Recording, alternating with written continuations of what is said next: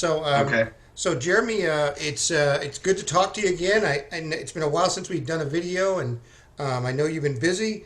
We're going to cover a couple of topics here real quickly, and hopefully we'll sort out some of the issues and misconceptions that we've been having around a couple of these topics. Again, I'm Nick Douglas, and I'm an author of a couple of books, one on Creole history and one on the history of free people of color and reclaiming the history of that's been lost on some of the free people of color and Native Americans and free people of color in the United States. Jeremy, why don't you give a quick introduction?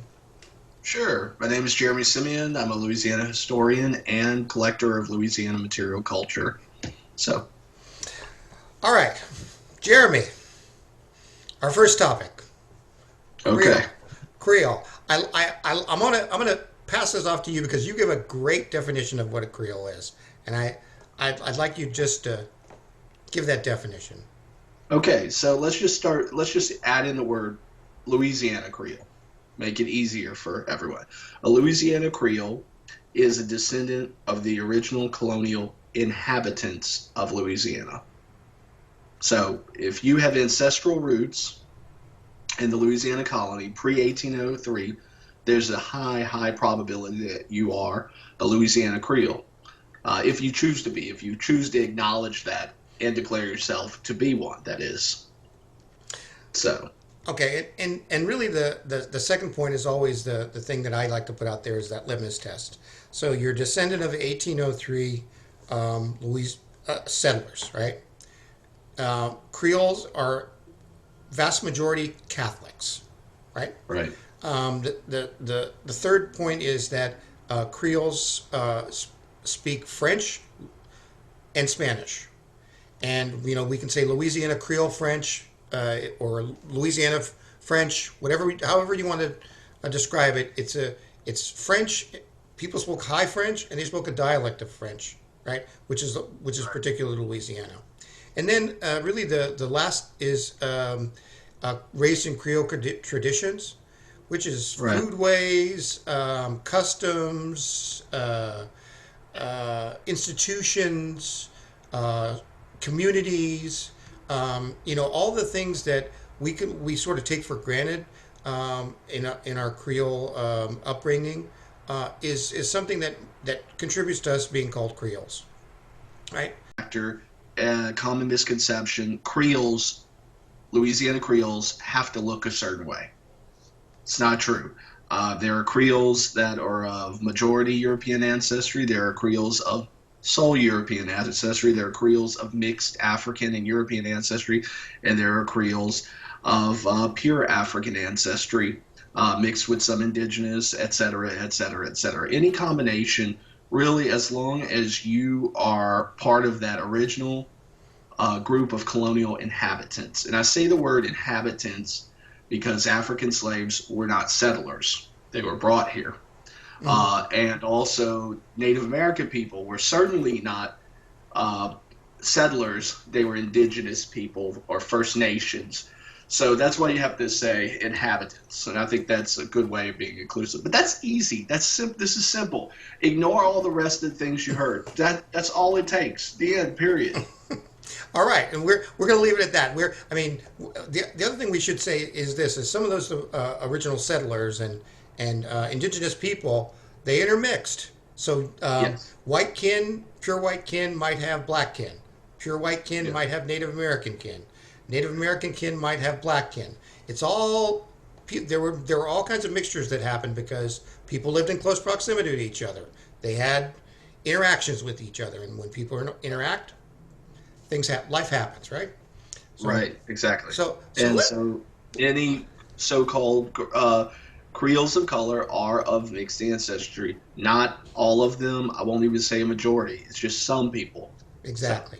Exactly. So let's leave it at that. Let's move on to the next topic. Okay, so the next topic we want to talk about briefly, but hopefully iron out some of the kinks in this, and that is Plaçage, Placage, not Placage, Plaçage. So what is it? According to Wikipedia, somebody says that is the recognized extra, what is it, marital status between women of color and men, and this and this and that. Plaçage is not an early 19th century word. It's not a period use word. We don't see it really until latter part of the 19th century, third quarter later on. So know that if someone's talking about Plaçage, they are not talking about history. They are talking about a later narrative that contains lots of issues, and we can begin to talk about those.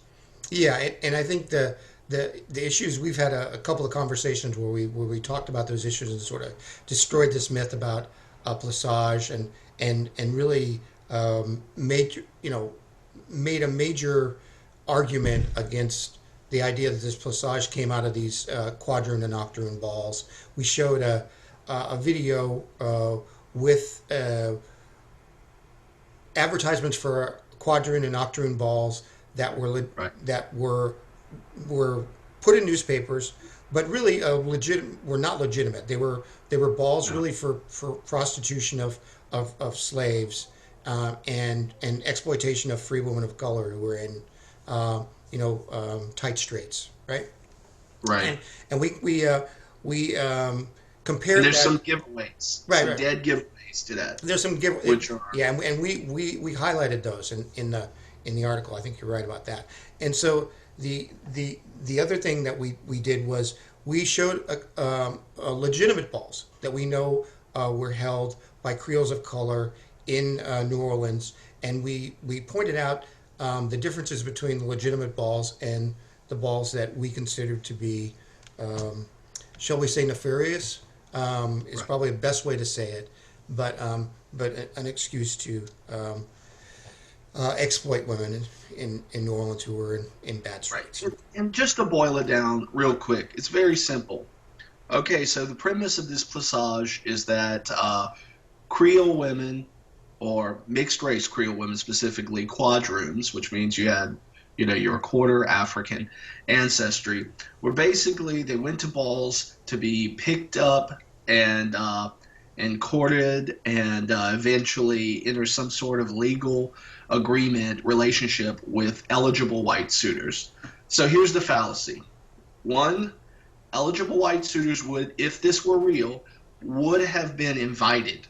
They would not have been reading the newspaper and told to bring some money to get in. You would have been screened because how you know you're eligible white suitors. So that's flag number one on these articles, these advertising quadrant balls. That's not true. Also, the fact that they say they have security at the door. They had security at the door because it was in a not so ritzy part of town, and because there was going to be a troubled element there. Again, another sign that that's not going to happen. So another reality is this. The free men of color in New Orleans many of them had as much wealth as any white man in the city. So why would women of color go for white men instead of free men of color? And where did this lead the free men of color? Where were they? Why are they always left out of the picture? So that's very simple. Who did they marry? Exactly. The end on that. And I think there's a little bit of confusion because we do have a situation in New Orleans that was a lot different than some of the other places in the United States. And here's why I say that. Women of color came oftentimes to relationships where they owned property, had businesses, were wealthy in their own rights. And so there are numerous occasions where they had notarized relationships with all kinds of men, with other Creoles, Right. sometimes with white men. We're not going to say that that's not true, but Right. those Certainly not. notarized relationships were sort of the precursors to a prenuptial agreement. So if the relationship faltered, they were able to get out of that, unravel that relationship, and come out with the wealth that they had brought to it. Right. So Right. that's something that we need to understand. So a notarized relationship is a whole lot different than a Plaçage situation. A Plaçage situation is we're saying that there's a systematic institution where Right. Creoles of women of color were being funneled into meet white suitors who would then use them as concubines or whatever. So we know that Right. that's not true. And there's not a single Plaçage contract in a world full of records. Louisiana has records on virtually everything. Every act was recorded. There's not a single recovered Plaçage contract.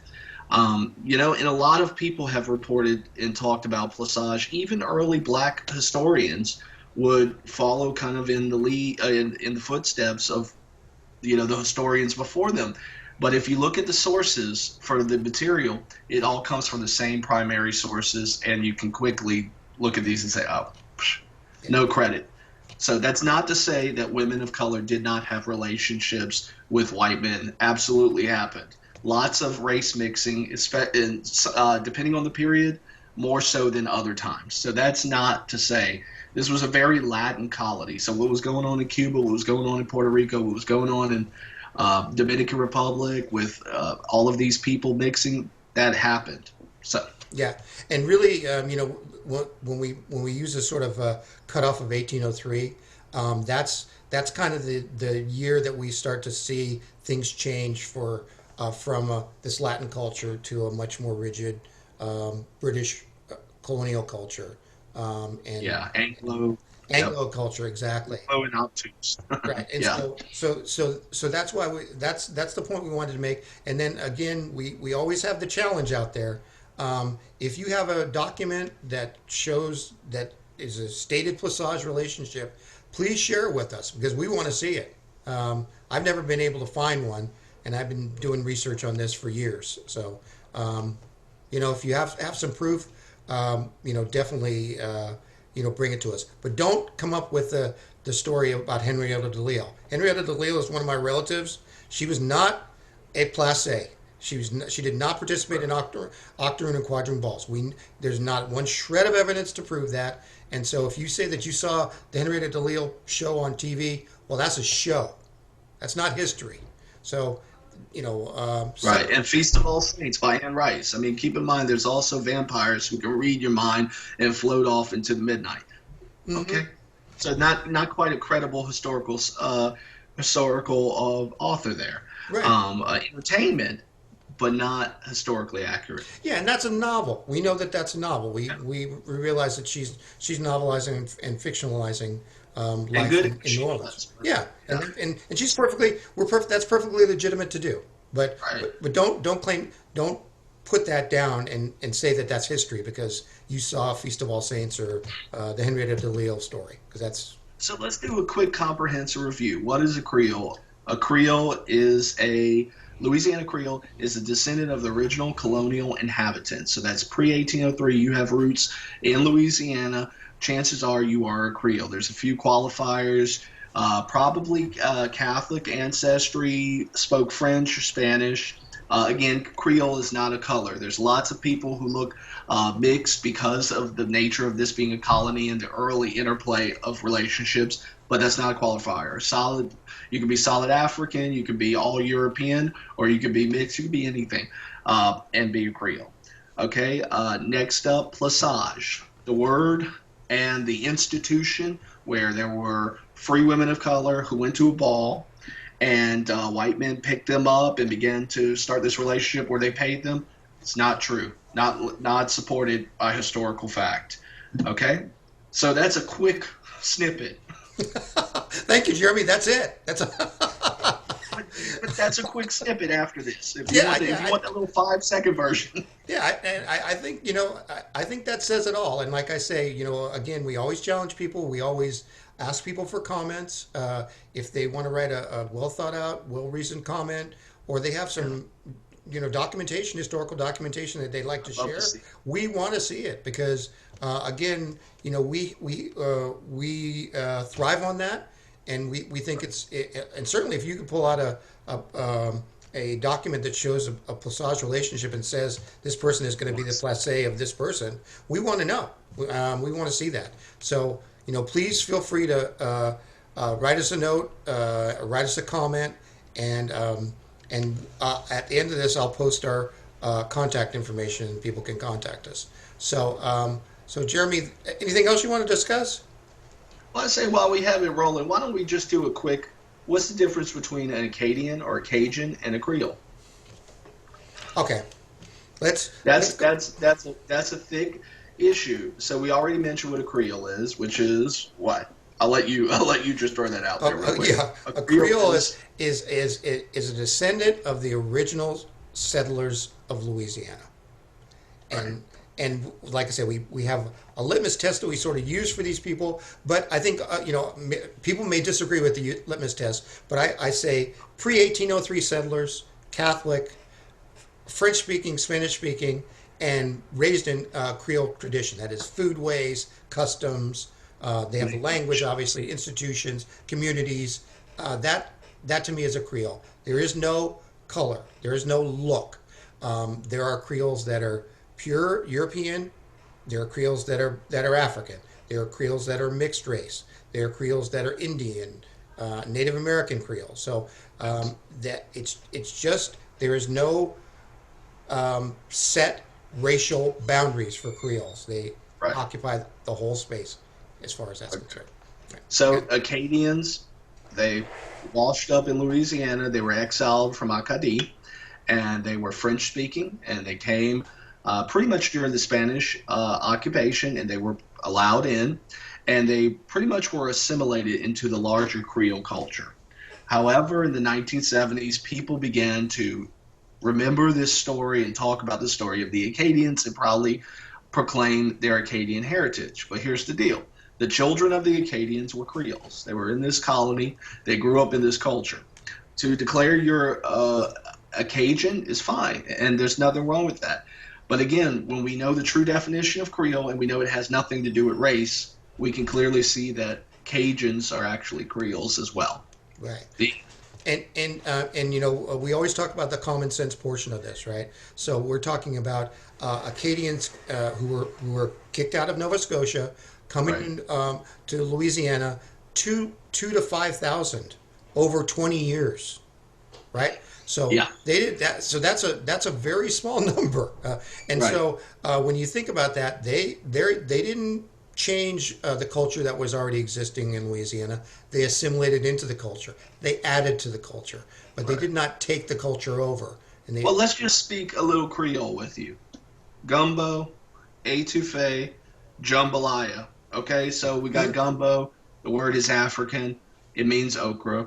Okay, jambalaya. The word is a fusion of Spanish and obviously French. And then some of these ingredients include indigenous ingredients found, such as only in filet. Louisiana, right? Only Yeah, only in Louisiana. Filet gumbo. We only have that's something that's absolutely indigenous to Louisiana. It's not. right. So these are not found in Acadie. They were created here, so they are Creole.